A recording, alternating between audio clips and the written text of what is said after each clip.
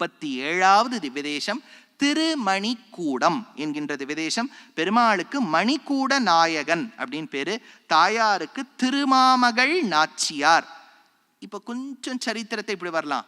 அந்த விப்ரசித்தி ஸ்வர்பானுக்கு பயந்து, ராகு கேத்துக்கு பயந்து சூரியன் ஒரு கோவிலுக்கு போனார். அது எந்த கோவில்? வெரி குட், திருத்தெற்றி அம்பலம். இப்பதான் சொல்லி முடிச்சேன். திருத்தெற்றி அம்பலம். திருத்தெற்றி அம்பலத்துக்கு சூரியன் பயந்து போயிருக்கார்.